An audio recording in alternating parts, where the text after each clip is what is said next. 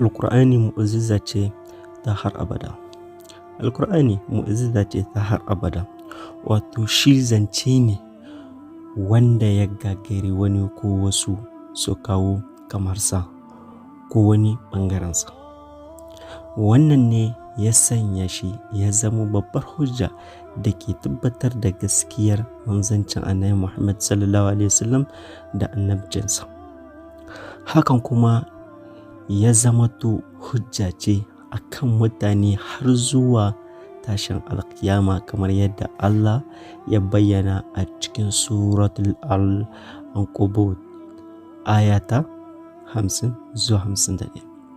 An karɓo daga Abu Hurairah Allah ya yarda da shi ya ce manzo Allah sallallahu alaihi wasallam ya ce babu wani annabi daga cikin annabawa sai da aka bashi abinda saboda shi ne mutane suka yi imani.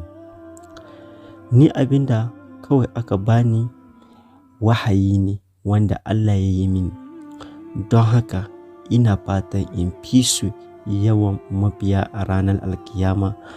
A cikin Bukhari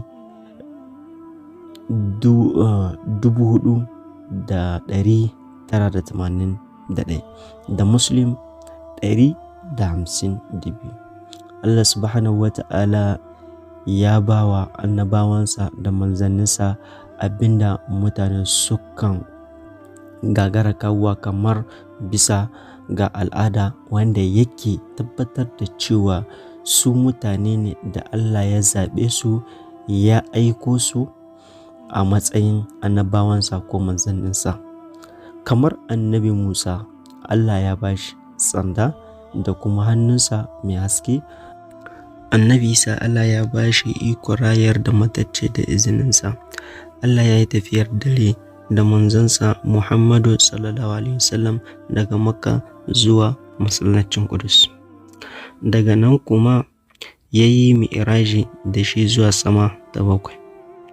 To amma duk waɗannan mu'jizoji ne a wurin wanda ya halarci lokacin da suka auku.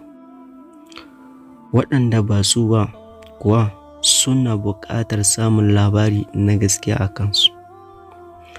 Saɓanin Alkur'ani, shi wanzazziyar mu'jiza ce ta har abada a tsakanin mutane, ba za ta canzu ba.